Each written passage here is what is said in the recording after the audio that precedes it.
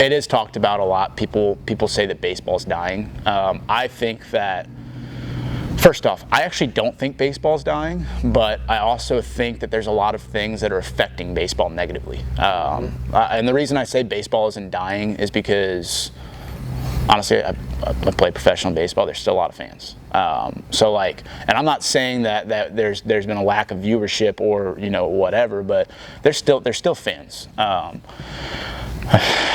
Truthfully, where I think the biggest issue in baseball is arising is youth baseball. Yeah. And the reason why is because anybody who loves this game, whether you were good as a kid or bad as a kid, you fell in love with it because you were playing the game. Like it's been a rare case that I found somebody who loves this game who has never played it. Even at, like, I'm talking like a t-ball level. I'm not even saying like competitive level. I'm saying have played this game, have gone out in the backyard and played catch, have hit with their friends in the backyard with a wiffle ball bat and a tennis ball. Like, this game ultimately is so fun to me because I don't have words for how fun this game is. It's just a blast. There's from a game out there. I've played basketball, football.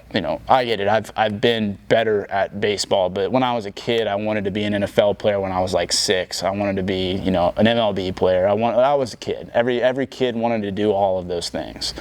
The one thing that kept making me come back to baseball is how many different outcomes there are.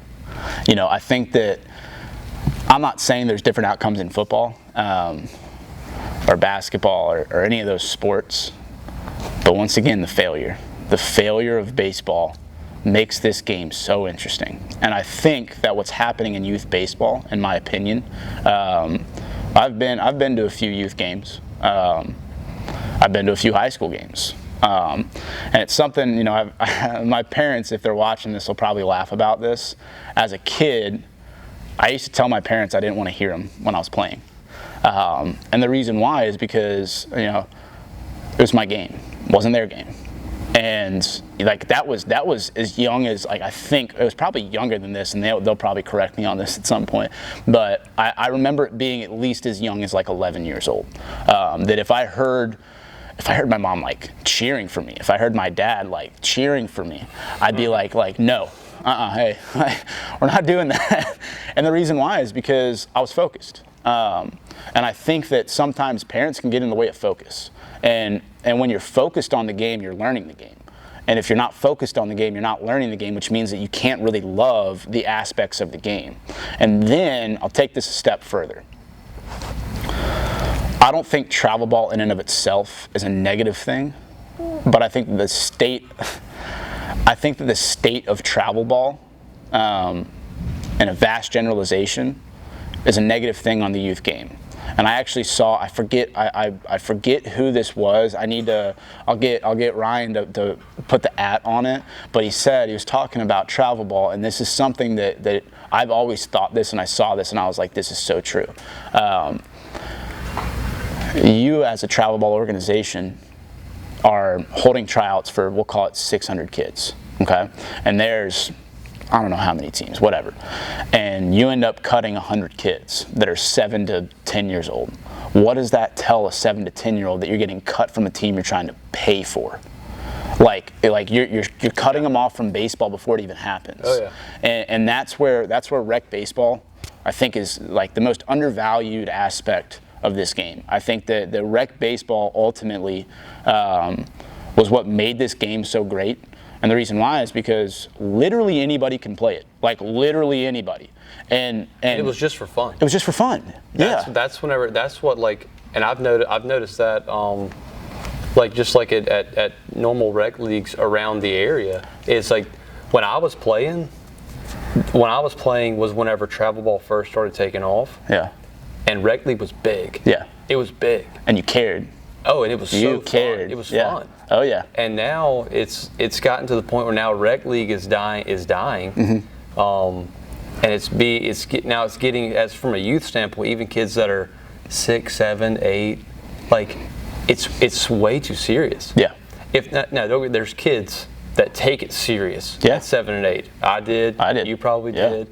And that's great. But there's a lot that didn't. A lot of kids and they still love the game. Right, and they just want to have fun. They want to have fun. Well, if you have mom, dad, coach, and they're making it too serious and too much of a big deal for this kid, it's a lot of pressure for a kid at 7 years old. Yeah. You know, so like I think that's where it starts kind of ruining the game for kids, is because they don't go out there and just like let it all hang out and have fun. Mm-hmm. It's about like what we feel like when you're going to play for a championship, like it's a real championship, not youth baseball. Yeah. A real championship, like that pressure is played as a 7-year-old. Right, and like I've experienced like being on the losing side of a championship is a bad feeling, right? Yeah. You kind of like you put that much pressure on kids. I see. Yeah, I like that. So basically, what you're saying is that when you honestly haven't grown a kid, haven't taught them failure and things that don't matter as much, if you instantly take a kid who's never experienced failure at a level that really doesn't matter and you put them on a stage, we'll call it, and now you're saying like, don't fail. Right. They're gonna, one, only be thinking, I don't want to fail. Yeah. Two, if I fail, I'm terrible at this game and this game sucks and I hate it. And my parents are disappointed. Yeah. Coach is disappointed. And I think that what you said there about fun, and this is something that this needs to be brought back to baseball. This needs to be brought back to baseball first and foremost, period. Have fun.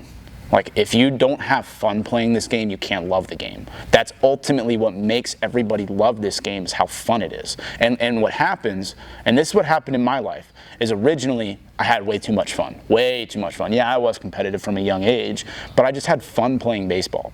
And then that trickled into me saying, ooh, it's even more fun when you're on a higher stage and there's more pressure and there's more room for failure. Because ultimately, as humans, we don't want comfort. I really believe that. I don't think that. I think comfort is evil. I think that if you're comfortable, you're not going to grow. You're not going to figure out life. You're never going to take those steps that are necessary to grow yourself as an individual. And going to that, if you directly go into travel ball from a young age and you've never experienced failure on a stage that doesn't really matter, I think that ultimately is the benefit of rec baseball, is that it doesn't matter. Like, it doesn't matter. The thing is, even the little travel ball tournaments and stuff, and I'm sure Ryan can attest to this, like we all know that those tournaments, like if they win it, it's great. Yeah. But if you make it a really big deal to that kid, he doesn't know. Mm-hmm. He doesn't know that it's that it doesn't matter at all. It's the World Series. Right. It's the World Series. For us, for you, like pitching in the World Series, right? Like, how would you feel after failing in that? Truthfully? Losing the World Series. Truthfully.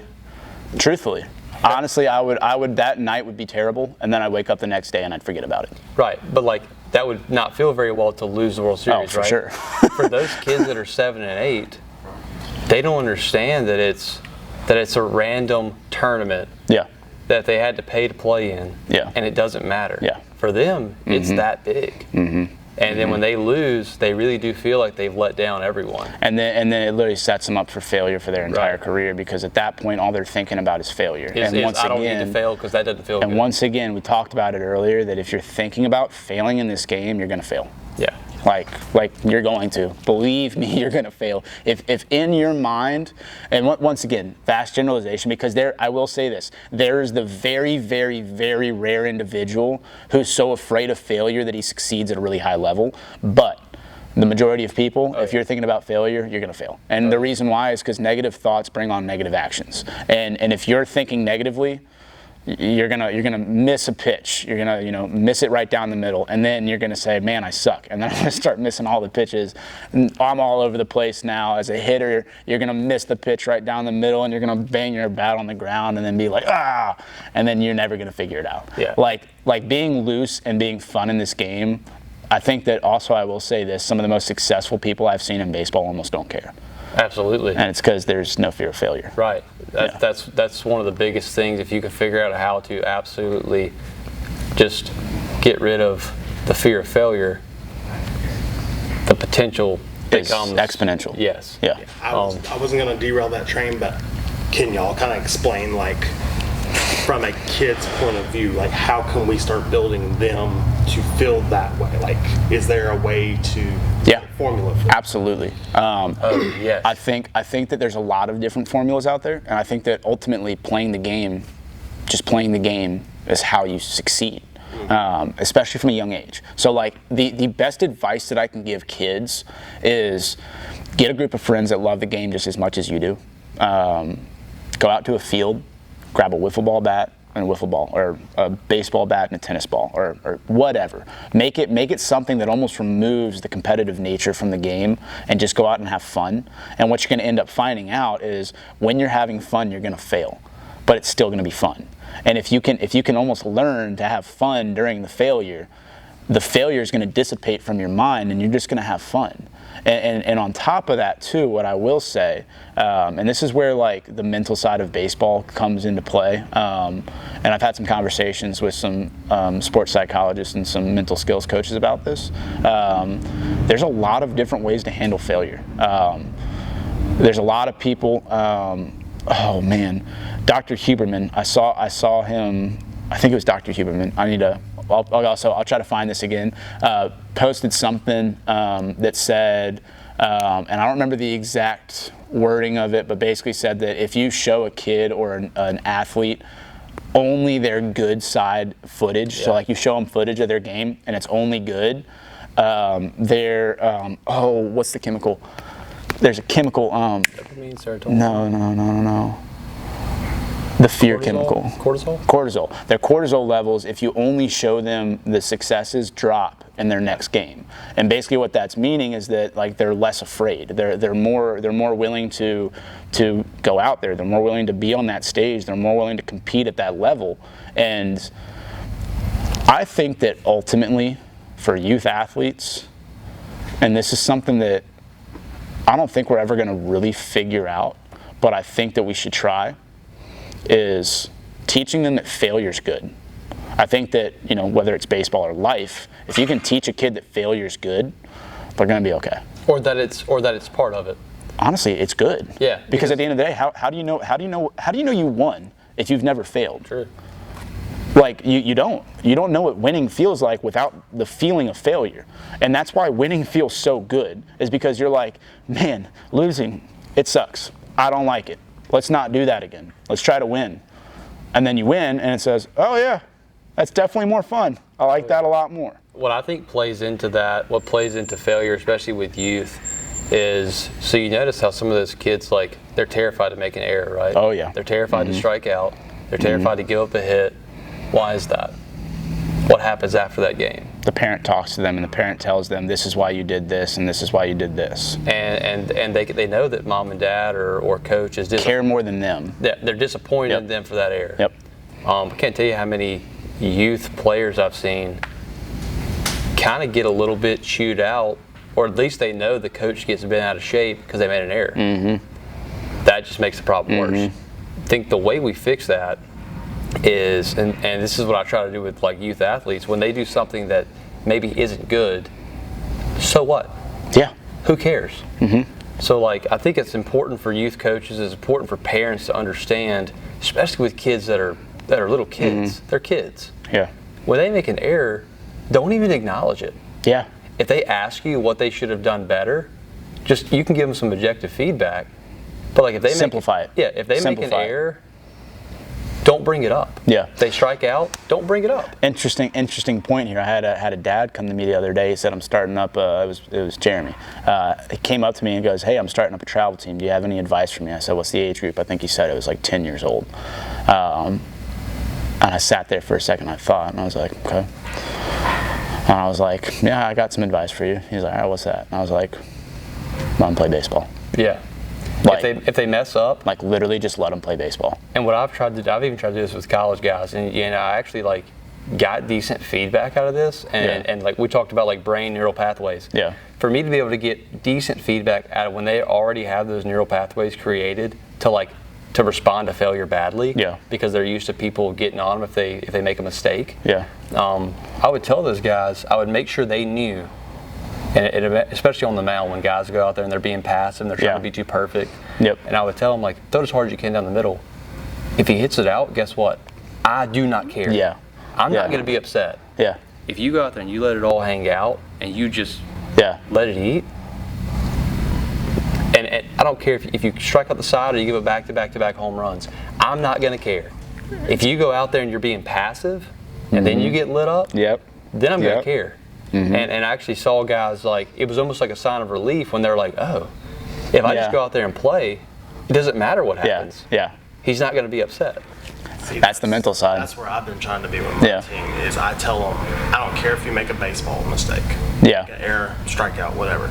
It's effort that I care about. Yes, and I think that actually that's something I will say is that yes, I'm not saying don't coach kids. That's not what I'm saying. Coach kids the game. Don't coach kids like throw the strike, hit. I want you to bunt. I want you to like when a kid doesn't back up a base, when a kid doesn't show effort on the mound, when he shows negative emotion, when the shoulders drop, when things like that. That's where a coach needs to interject from the youth level. That's something that adults are able to pick up on that youth athletes aren't able to pick up on. And I think that ultimately, as a coach at the youth level, the best thing you can do, get them to respect the game. Get them to have fun, and then when they fail, pick them back up. Instead of this I've never seen it work. I've never seen it work. And ultimately, what you're going to end up doing is you're going to get a kid who now resents this game. And as a player, as a person who loves this game more than just about anything, it hurts me. And that's ultimately my goal, is to maybe I can't change the entire country, and I get that. I'm not saying I'm going to, but if I can change 3 coaches' minds, if I can change 4 coaches' minds, and help them understand that ultimately, like the coach itself, why did you love the game? It wasn't because you had the coach sitting there. You don't even remember that. I don't remember the negative sides of the game, because like if you love the game, you're not seeing the negative. All you're seeing is the positive. And as a kid, if all it is negative, you can't see positive. So you can't like the game. That's just like that's the biggest issue. That really is the biggest issue. Let them fail. Let them know that that's good. It's okay. Teach them effort. Yep. Teach them that when they fail, they can still be a good teammate. Teach them these things. If you can teach kids those things, you've succeeded as a coach.